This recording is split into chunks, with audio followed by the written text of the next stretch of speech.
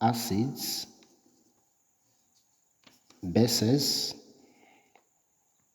and salts.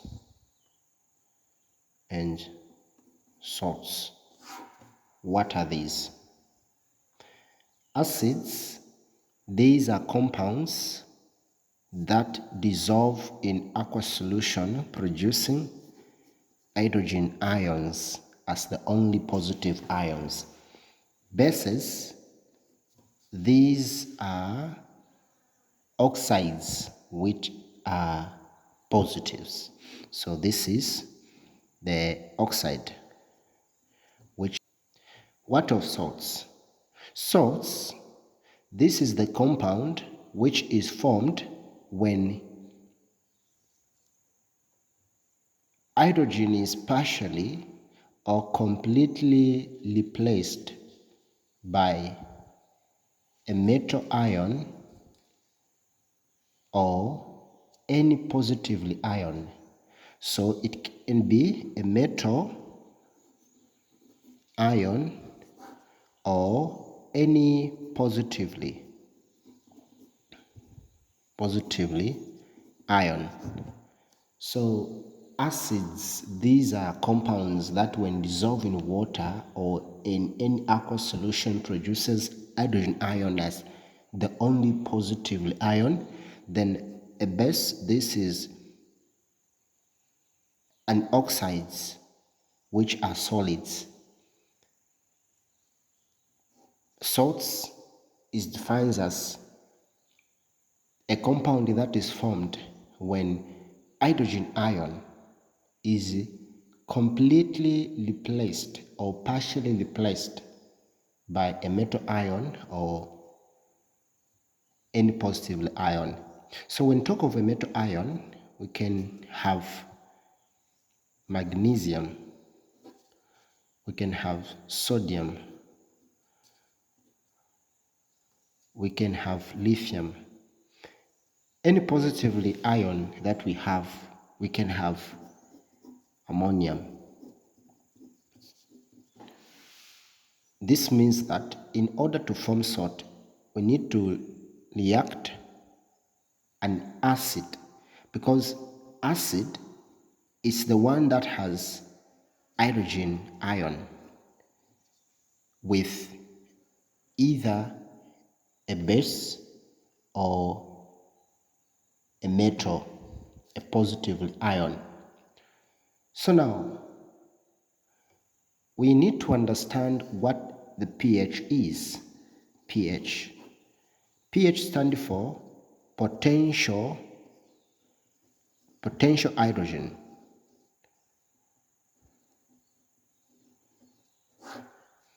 This means that it measures the hydrogen ions which is in a compound. So we have pH scale. What is a pH scale? It is a scale that shows the strength of an acid or an alkaline in an aqueous. The pH scale, it runs from 0 to 14. This means that when the pH of a solution is less than 7, that solution is considered to be acidic. When a solution is greater than 7, the solution is considered to be alkaline. Now, you can be asking a question to say, what is an alkaline? An alkaline are bases that are water soluble, which produces hydroxide ions. These are bases that are water soluble. which produces hydroxide ion. This is an alkaline. So now, I'm talking about the pH scale from 0 to 14. This means that there's 7, which is at the middle. This 7 represents neutrality. When a solution is less than 7, its pH is less than 7, that solution is considered to be acidic. But when it is greater than 7, a solution is considered to be an alkaline. So there is also another way that we can use to know if a solution is an alkaline or acid. What do we use? We use an indicator. Okay? So what is an indicator?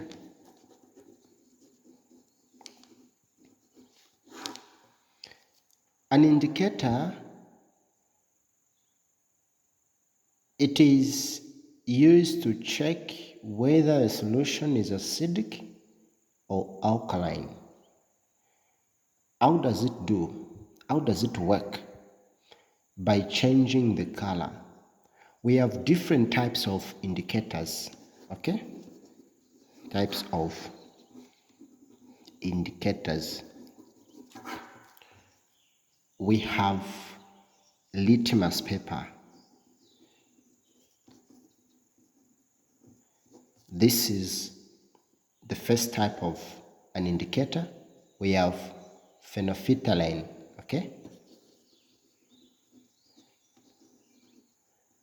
Phenolphthalein. Phenolphthalein. We also have methyl orange. Methyl orange. So these are common indicators that are used. So when we use a litmus paper and we dip it into a solution, when the litmus paper turns red, when it turns red, then we can say that the solution is acid, is acidic. This means that acidic, it turns a litmus paper red. What of the solution if it is alkaline? It turns a litmus paper blue. Alkaline. It turns a litmus paper blue. This means that when we dip this litmus paper into a solution, when it turns blue, then that solution is an alkaline. What of phenolphthalein? It turns the phenolphthalein, it is an indicator. This indicator, it is in a solution form, which when an acid is mixed with it, it turns colorless. It turns colorless when it is mixed with an acid. Then in an alkaline solution, it turns pink. So this is for alkaline.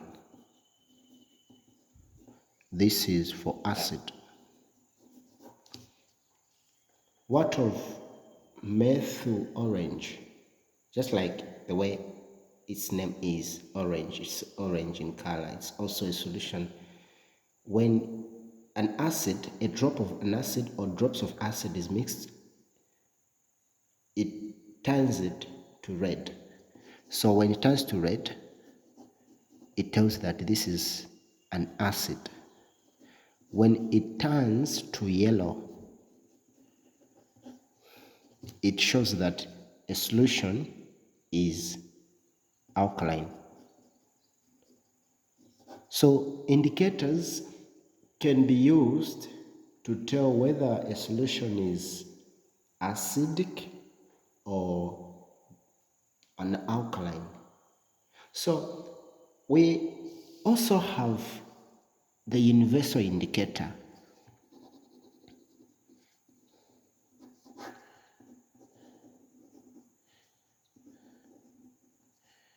Universal indicator. So universal indicator, this is an indicator that is made up of a mixture of several indicators. Okay? How does it work? It changes the color at a specific pH. That's how it works. Okay? Based on the number of hydrogen ions that an acid can produce, acid can be termed as basicity of an acid. This refers to the number of an ion that it can produce. For example, we have got sulfuric acid.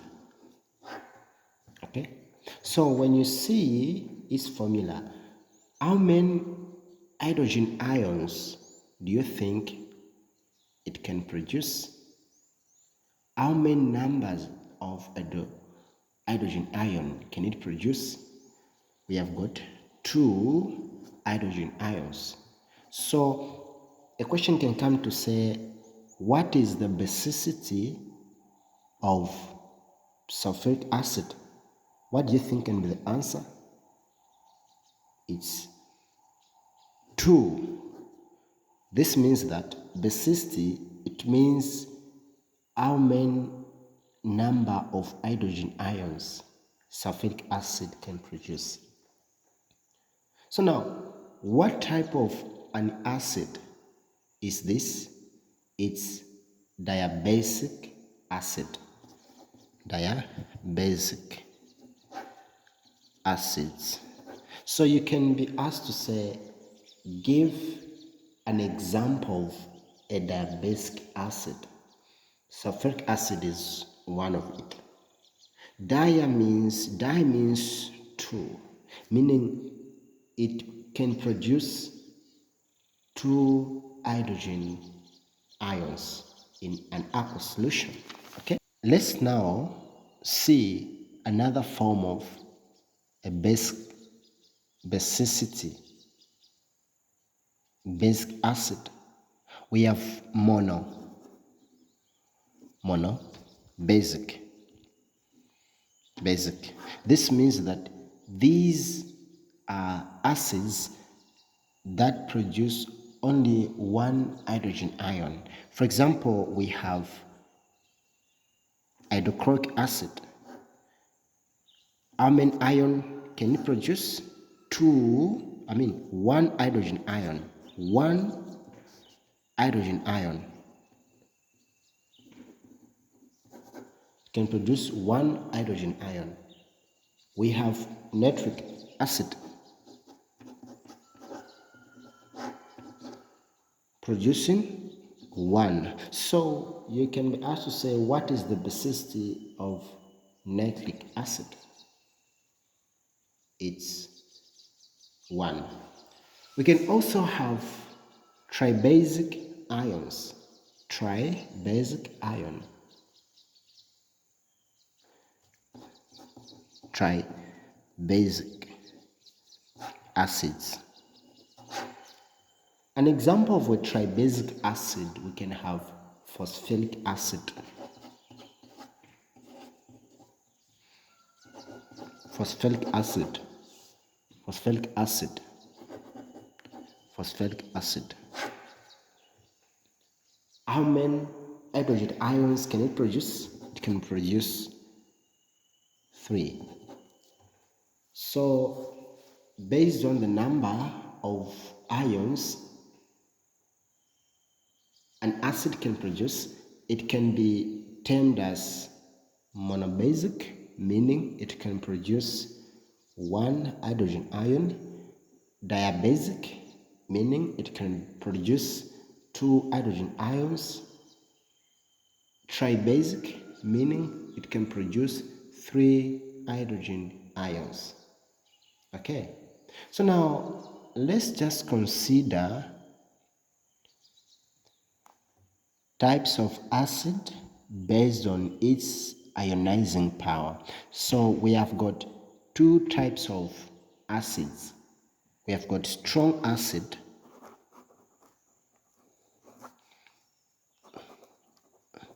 and weak acid.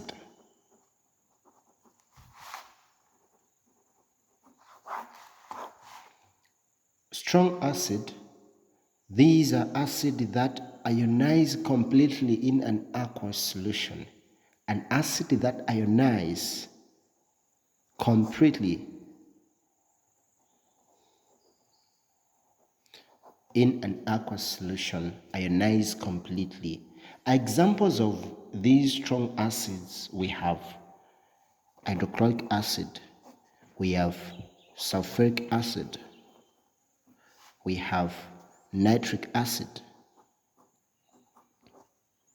These are examples of strong acids. What is the other name for strong acid? It is mean low acid. Mean low acids. Okay, so this is the first type of acid based on its ionization. Then another type, another form of acid, it's weak acids. So what is weak acids? Weak acids, these are acids which only ionize partially in aqueous solution. Examples of these weak acids, we have carbonic acid,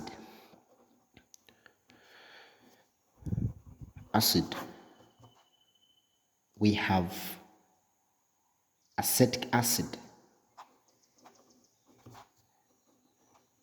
we have citric acid. These are just few examples of weak acids.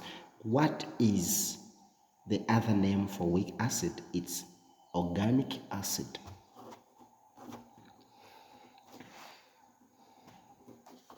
These are organic acids. Okay, so in the common fruits, the common things that we use, there is acid in it. For example, we have vinegar. What type of acid is in vinegar? It's ethanoic acid.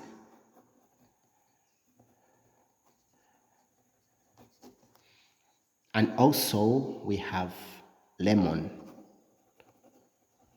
What type of an acid is in lemon? It's citric acid. So this can come as a multiple choice. What name of an acid is present in vinegar? What name of an acid is present in lemon? In vinegar it's ethanoic acid. In lemon it's citric acid.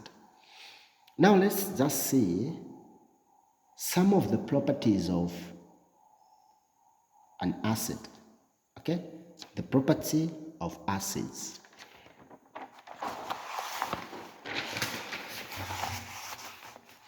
So properties.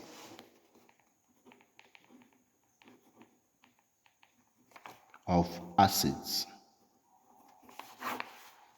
The first property is that it has got a sour taste. Okay, it turns a litmus paper red. turns a litmus paper red. Okay, it has the pH less than 7. pH less than 7. It is colorless. You can't tell by the color that this is an acid. So this is some of the properties of an acid. So now let's talk of chemical properties. That is,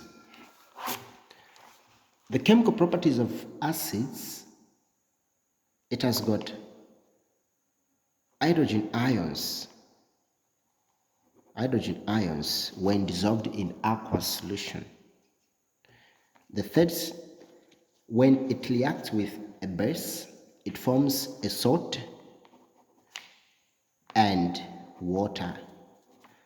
When it reacts with a base, it forms a salt and water. For example, let's give hydrochloric acid as an example, plus sodium oxide. What can it give? Is sodium chloride plus water. So this is a salt and this is water. So this is one of its chemical properties, forming a salt and water. Okay? What is the other property of acid? When it reacts with a metal, it forms salt and hydrogen gas. Okay, so when it reacts with a metal, it forms a salt and hydrogen gas. For example, let's give an example. Let's say we have sulfuric acid plus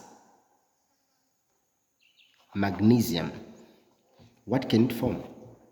It's magnesium sulfate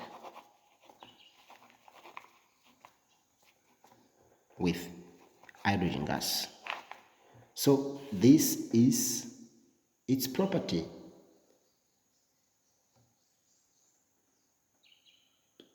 A salt and hydrogen gas. What if it reacts? What's other property? The other property, it's when it reacts with a carbonate, it forms salt and water and carbon dioxide. When it reacts with a carbonate, it reacts with salt, it forms salt, water, and carbon dioxide. So what does it mean, a carbonate? This means can be calcium carbonate, can have sodium carbonate, it can have lithium carbonate, and so on. For example, let's react nitric acid reacting with calcium carbonate. What is it going to form? We're going to have calcium nitrate, calcium nitrate, and carbon dioxide and water. So these are the compounds, the products that it forms. So now, how can you identify that this is an acid? An acid, it has hydrogen ion. It forms hydrogen ions when it is in aqueous solution. For example, we have this. nitrite, nitric acid. This is an acid because of this hydrogen which is in front. This makes this compound to be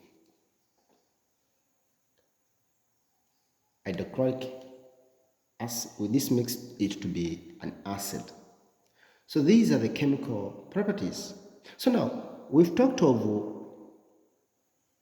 two gases that forms, for example, when a metal reacts with an acid, it forms this gas, hydrogen gas, and when a carbonate reacts with an acid, it forms carbon dioxide. Now, what are the chemical tests of these two gases? We have got hydrogen. What is the chemical test? Hydrogen, it burns explosively. This means that it produces a pop sound. It produces a pop sound when it's burning. This is its chemical test. That's when you can know that this is hydrogen gas. What of carbon dioxide? It turns lime water milky. It turns lime water milky. Lime water milky. Milky. White. So these are some of the chemical tests of these two gases that I'm talking about. When an acid reacts with a base, we call this as neutralization.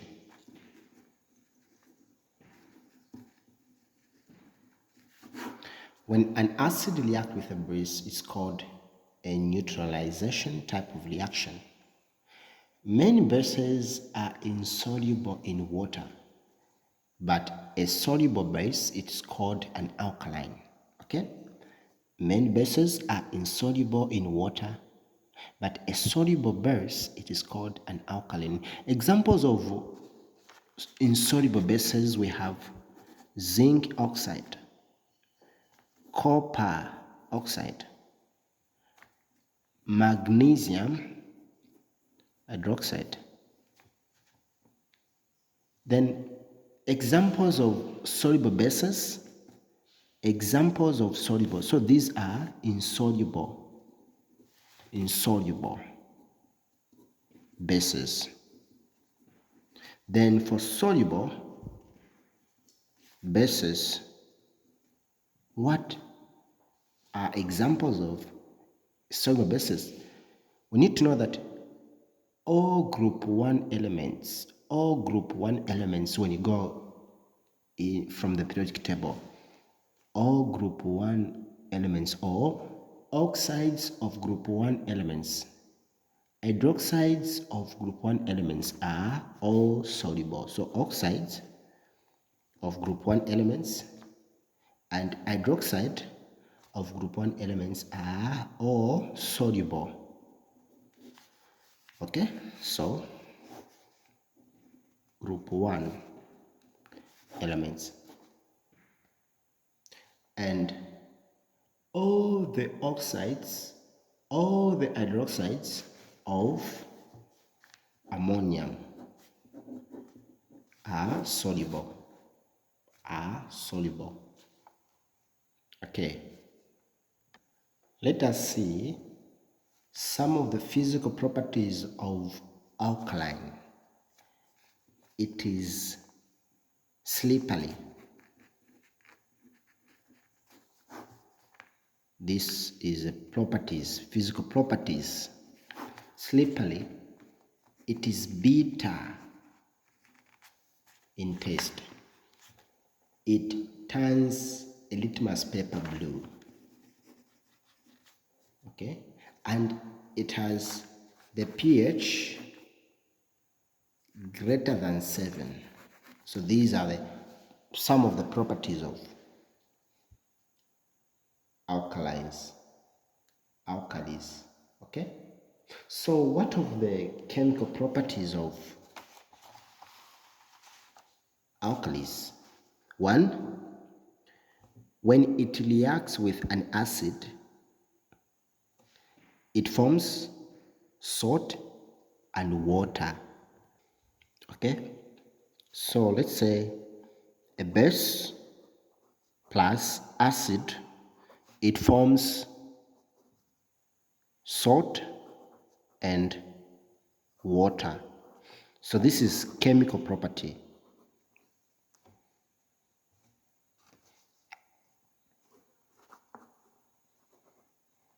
Properties. Okay. So example, we can give a base and an acid. We can have sodium oxide reacting with sulfuric acid. Sulfuric acid giving sodium sulfate producing water. Okay, so this is the product. Just like acids are in types, also oxides are in types. Oxides. What are these types? We have acidic oxides. Okay, acidic oxides, which is also known as metallic oxide. Metallic oxides. Examples of these metallic oxides, we have carbon dioxide, we have sulfur dioxide, we have nitrogen dioxide. Okay, so these are examples of acidic oxides. We also have basic oxides.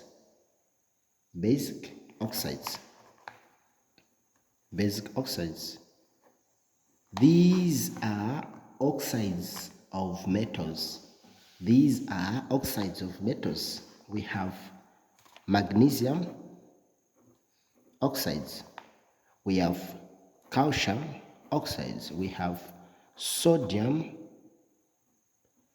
oxides.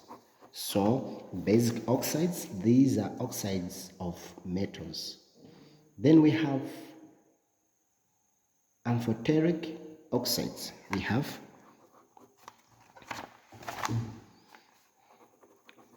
amphoteric oxides. Okay, so these are oxides that are both acidic and basic properties, are both acidic and basic properties. These are bases of both characteristics of an acid and that of a base. So examples of amphoteric oxides, we have zinc oxide, aluminium oxides, we have lead oxide. So you can be asked to say which of the following is an example of amphoteric oxide, acidic oxides or metallic oxides, or basic oxides. The last example of oxides, we have neutral oxide.